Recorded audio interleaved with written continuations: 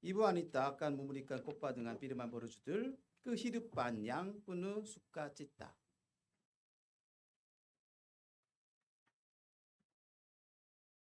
Mari kita mengakui iman kita, Yesus adalah Kristus, anak Allah yang hidup.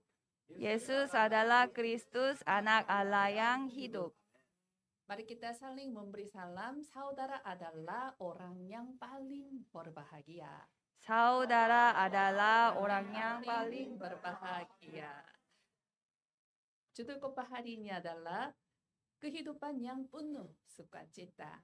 Bacaan hari ini diambil dari Filipi ayat pasal 4 ayat 10 sampai dengan 20. Sebagai pengantar, hari ini kita akan membahas kitab Filipi, mengakhiri kitab Filipi, dan mulai minggu depan kita akan memulai kitab Kisah Para Rasul. Apa yang kita bahas tentang kitab Kisah Para Rasul setelah membahas kitab Filipi itu memiliki makna yang rohani yang paling penting. Kitab Filipi menekankan kehidupan sukacita besar yang disebut sebagai surat sukacita. Surat sukacita itu bukan sekedar sukacita, tetapi sukacita karena kita berada di dalam Kristus.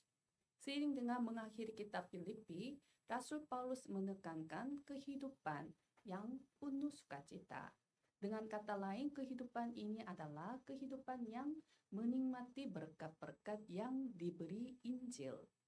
Kitab Kisah Para Rasul adalah catatan tentang karya Tuhan Tritunggal yang menakjubkan, yang muncul di radang masing-masing. Kuncinya agar kita juga dapat mengalami jawaban dari Kisah Para Rasul adalah kehidupan yang penuh sukacita dan kehidupan yang penuh dengan Injil.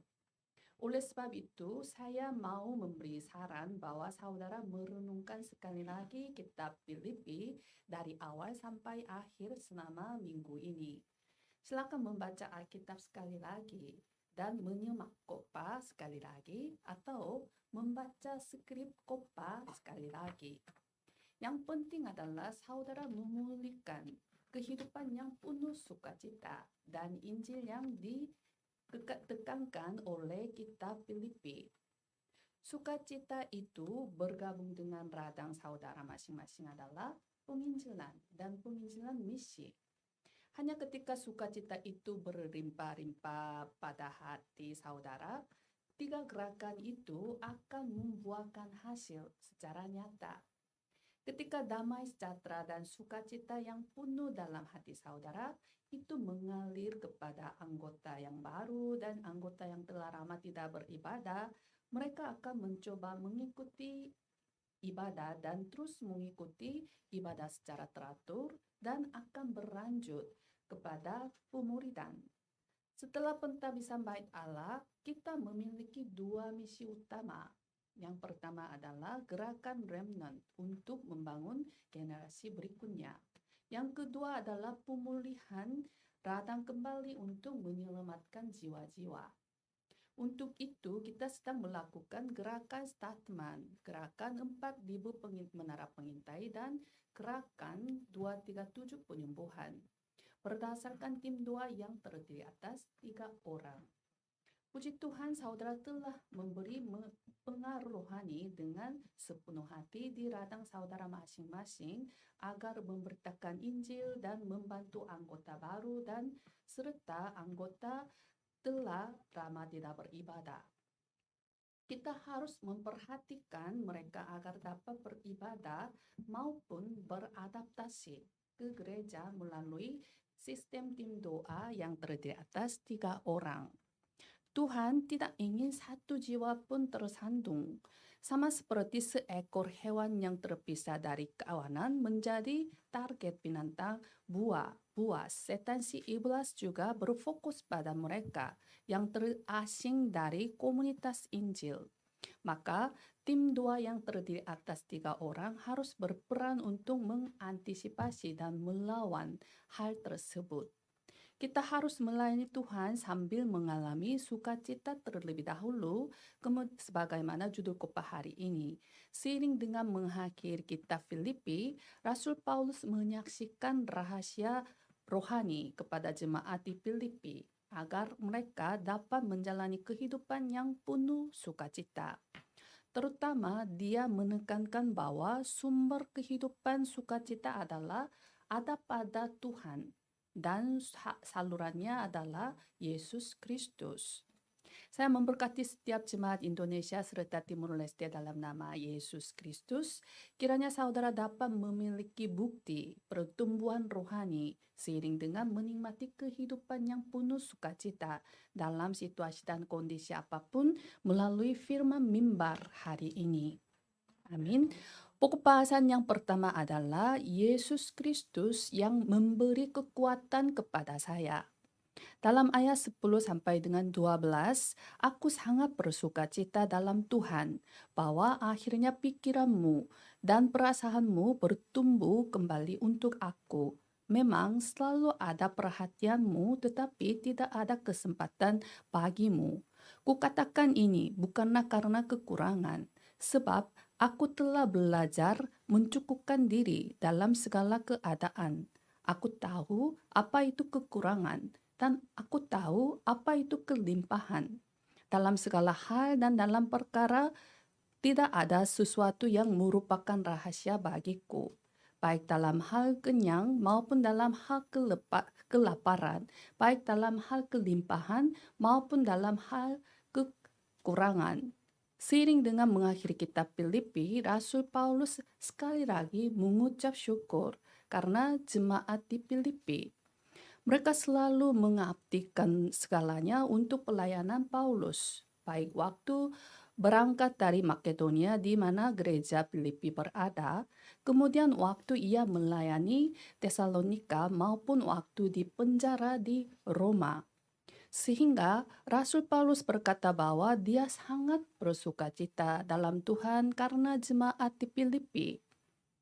Bukan saja karena mereka mengirimkan sumbangan pelayanan Paulus, tetapi lebih dari itu karena mereka telah bertumbuh secara rohani sehingga membantu penginjil. Salah satu rangka untuk melihat apakah saudara telah bertumbuh secara rohani adalah apakah saudara keluar dari egoisme dan memperhatikan orang lain atau tidak. Jika saudara berdoa untuk orang lain, saudara telah bertumbuh secara rohani. Jika saudara menantang diri dengan membantu orang lain agar mereka dapat berbalik kepada Yesus Kristus, saudara telah bertumbuh. Jika saudara mengabdikan materi untuk penginjilan dan Injil, saudara telah bertumbuh. Rasul Paulus berbicara tentang sukacita pertumbuhan rohani para jemaat di Filipi dan kehidupan yang menikmati sukacita dalam kondisi dan situasi apapun. Ini adalah kehidupan yang mencukupkan diri dalam segala keadaan. Aku telah belajar mencukupkan diri dalam segala keadaan. Aku tahu apa itu kekurangan dan aku tahu apa itu kelimpahan. Dalam segala hal dan dalam segala perkara tidak ada sesuatu yang merupakan rahasia bagiku, baik dalam hal kenyang maupun dalam hal kelaparan, baik dalam hal kelimpahan maupun dalam hal kekurangan. Mencukupkan diri berarti penuh dengan sesuatu.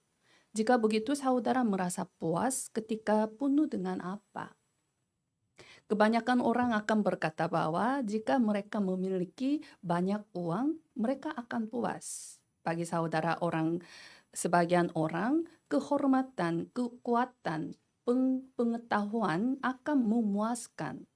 Bagi orang penyakit, kesehatan akan menjadi hal yang memuaskannya.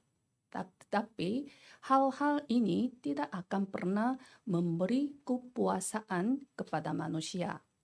Bagi orang terkaya pun tidak merasa puas, maka mereka terus-menerus berteriak, sedikit lagi, sedikit lagi. Rasul Paulus memberi kita jawaban yang memberi kita kepuasan mutlak, bukan kepuasan fana. Dalam ayat 13, segala perkara dapat kutanggung di dalam Dia yang memberi kekuatan kepadaku. Kunci untuk dapat menjalani kehidupan yang mutlak dan yang penuh sukacita bagi kita adalah bukan dengan hal yang lain, tetapi penuh dengan hanya Yesus Kristus yang memberi kekuatan kepada kita. Apakah saya puas dengan Tuhan saja adalah dasar mutlak dari kehidupan yang penuh berkelimpahan. Secara khusus, Rasul Paulus mengakui bahwa kehidupan seperti ini tidak terjadi secara tiba-tiba. Dia juga belajar melalui pengalamannya sendiri. Aku telah belajar mencukupkan diri di dalam segala keadaan. Dalam segala hal dan dalam segala perkara, tidak ada sesuatu yang merupakan rahasia bagiku. Ungkapan belajar di sini memiliki arti bahasa dalam bahasa aslinya bahwa menerima rahasia. Ketika Koki menyampaikan cara khusus untuk memasak, ketika pengrajin menyampaikan teknik khusus untuk membuat, mereka tidak mengajar kepada sembarangan. Mereka menyampaikan kepada hanya murid-muridnya dengan cara yang sangat rahasia, agar orang lain tidak tahu caranya. Mengapa Paulus menggunakan ungkapan tersebut? Karena dia memiliki rahasia yang berkomunikasi dengan Yesus Kristus saat dia menghadapi krisis, kematian serta berbagai macam kesulitan. Paulus mengalami penyertaan Tuhan selama 24 jam, sehingga dia dapat melampaui segala keadaan. Apakah saudara saat ini berada dalam keadaan baik atau dalam keadaan yang sulit?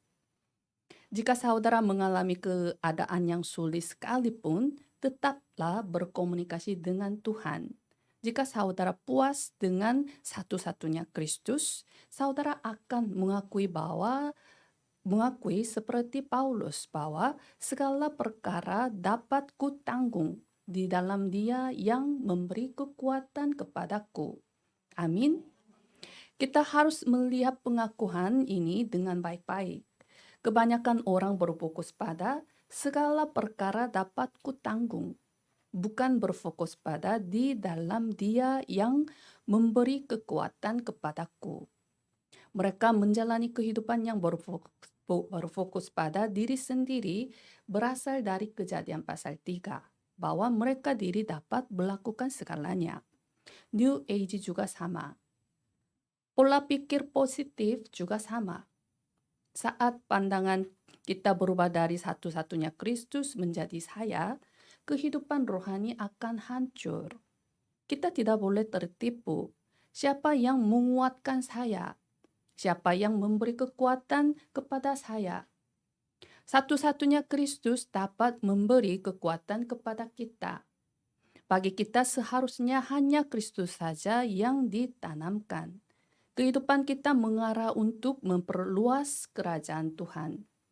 Kita harus menjalani kehidupan yang penuh Roh Kudus. Maka dari itu, setiap kali Rasul Paulus menulis surat-suratnya, dia banyak menekankan kata-kata ini, yaitu di dalam Kristus, di dalam Tuhan. Saya harap setiap saudara mengalami kekayaan rohani seperti Rasul Paulus sambil memandang satu-satunya Kristus dan berkomunikasi dengan hanya Kristus dalam situasi dan kondisi apapun. Saya memberkati setiap jemaat Indonesia serta Timur Leste dalam nama Yesus Kristus. Kiranya saudara dapat menjadi murid Kristus mutlak untuk memberi pengaruh rohani sambil menjalani kehidupan yang penuh sukacita. Pokok bahasan yang kedua adalah Tuhan yang memenuhi segala keperluan saya. Dalam ayat 15 sampai dengan 18, kamu sendiri tahu juga, hai orang-orang Filipi, pada waktu aku baru mulai mengabarkan Injil, ketika aku berangkat dari Makedonia, tidak ada satu jemaat pun yang mengadakan perhitungan hutang dan piutang dengan aku selain daripada kamu. Karena di Tesalonika pun kamu telah 1-2 kali mengirimkan bantuan kepadaku.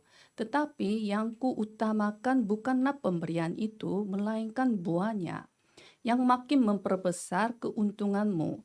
Kini aku telah menerima semua yang perlu daripadamu, malahan lebih daripada itu. Aku berkelimpahan karena aku telah menerima kirimanmu dari Epaphroditus, suatu persembahan yang harum, suatu korban yang disukai, dan yang berkenan kepada Tuhan.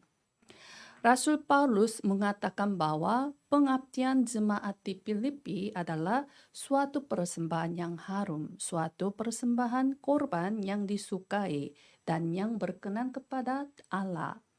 Persembahan yang harum berarti bahwa Tuhan telah menerimanya. Tuhan mengingat setiap persembahan saudara yang telah saudara berikan untuk memperluaskan kerajaannya dan untuk pelayanan Injil. Pengabdian saudara yang mungkin lakukan melalui pentabisan bait Allah, yang sedang memberi waktu dan memberi materi melalui jabatan, yang menjadikan prioritas ketika gereja menghadapi tantangan perjanjian untuk penginjilan, dan yang berkomunikasi secara materi maupun ikut secara langsung dalam pekabaran Injil di luar negeri. Ada begitu banyak jemaat yang memberi pengaruh pengabdian yang tersembunyi. Ini adalah pengabdian yang sangat indah, melampaui apa yang ditunjukkan oleh jemaat di Filipi 2000 tahun yang lalu. Dalam ayat 17, Rasul Paulus menekankan fakta bahwa pengabdian seperti ini tidak akan menjadi sia-sia. Dia memakai kata-kata pemberian, buah, keuntungan. Semua kata ini berasal dari kata komersial dalam bahasa asli. Paulus menggunakan kata-kata ini untuk mengartikan bahwa pengabdian jemaat Filipi akan menjadi investasi rohani. Pasti telah disediakan upah dari surga. Ketika kita memberi persembahan, kelihatannya tabungan menurun dari sisi duniawi, tetapi kenyataannya tidak begitu. Bunga dari duniawi sangat kecil, tetapi upah dari Tuhan sangat besar, tidak terduga banyaknya. Dalam ayat 19, Allahku akan memenuhi segala keperluanmu menurut kekayaan dan kemuliaannya dalam Kristus Yesus. Pandanglah kepada Tuhan yang menyediakan segala keperluan kita dengan berlimpah-limpah. Secara khusus, Paulus mengatakan bahwa Tuhan memenuhi segala keperluan kita menurut kekayaan Tuhan. Dalam bahasa aslinya, Tuhan akan mengisinya dengan penuh. Sebenarnya ukuran kekayaan Tuhan itu tidak dapat dihitung dan dipahami dengan pikiran kita. Penginjil D.L. Moody menyebut ayat ini sebagai bank Kristen. Ayat ini adalah bank Kristen. Tuhan memberi cek putih berkat kepada jemaat. Dia menekankan kekayaan Tuhan seperti ini. Kita harusnya bisa lihat kekayaan Tuhan. Kita harus menjalani kehidupan yang mengalami kekayaan Tuhan secara nyata.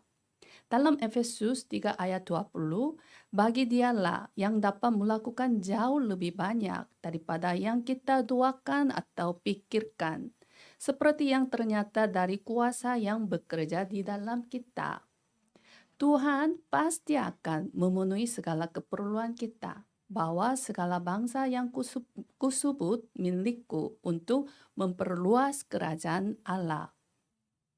Apa yang perlu kita lakukan adalah mengambil tantangan perjanjian dalam arahan rohani. Itu adalah 3 gerakan. Maka dari itu, ekonomi Injil dan ekonomi terang pasti akan dipulihkan di ladang saudara masing-masing. Saya memberkati setiap jemaat Indonesia serta Timur Leste dalam nama Yesus Kristus. Kiranya saudara dapat memahami Tuhan yang memenuhi segala keperluan saudara menurut kekayaan dan kemuliaannya. Sebagai kesimpulan, dalam buku berjudul Iman yang Sederhana ditulis oleh pendeta Charles Swindoll, ada puisi seperti ini. Musim semi, saya menunggu musim panas, sinar matahari. Musim panas, saya menunggu musim gugur, daun yang berwarna-warni. Musim gugur, saya menunggu musim dingin, salju putih yang indah. Musim dingin, saya menunggu musim semi, kehangatan dan kemegahan alam. Musim anak-anak, saya menunggu usia 20-an, kedewasaan dan kebebasan. Musim 20-annya, saya menunggu usia 30-an, kehormatan. Musim usia parabaya, saya merindukan usia 20-an, kebebasan dan kemudaan. Musim pensiun, saya merindukan usia baya, pengabdian dan tantangan. Tetapi sekarang hidup saya berakhir dan saya tidak pernah mendapatkan apa yang saya inginkan. Apa maksudnya? Kebanyakan orang tidak menikmati kehidupan mereka sekarang, saat ini. Tetapi mereka terjebak masa lalu dan masa depan. Bagaimana kita dapat berbahagia masa depan jika kita tidak menikmati apapun saat ini, sekarang? Jangan menjalani kehidupan yang bodoh. Yesus Kristus sekarang pun tetap bersama saudara. Silakan menikmati sekarang berkat dari With Immanuel Oneness selama 24 jam. Ketika saudara mengalami berkat ini selama 24 jam, saudara akan mengalami pertumbuhan rohani dan perubahan secara nyata. Kemudian saudara langsung menerima jawaban 25 jam yang dapat memberi pengaruh rohani. Saya memberkati setiap jemaat Indonesia serta Timur Leste dalam nama Yesus Kristus. Kiranya saudara dapat menjadi tokoh utama dari 3 gerakan untuk menggerakkan ladang saudara masing-masing sambil menikmati kehidupan yang penuh sukacita mulai sekarang. Amin. Amin. Mari kita berdoa. Kami mengucap syukur kepada Tuhan Tritunggal yang telah diselamatkan dari dosa asal. Sebelumnya diselamatkan, kami berada dalam kuasa setan dan terpisah dari Tuhan. Sekarang kami berada di dalam Tuhan melalui Kristus. Kami percaya bahwa Yesus Kristus sudah menyelesaikannya di kayu salib di Bukit Kalvari. Kiranya kami mengandalkan segalanya kepada Tuhan yang telah mengirim anak tunggal yaitu Kristus. Kiranya kami menaati segalanya kepada Tuhan yang telah mengaruniakan anak Allah yaitu Kristus. Kiranya kami melayani Tuhan dengan segenap hati di dalam seumur hidup. Kiranya kami sekarang menikmati kehidupan yang penuh sukacita di dalam Kristus dan tetap menikmati berkat ini karena Kristus. Kami berdoa dalam nama Yesus Kristus. Amin.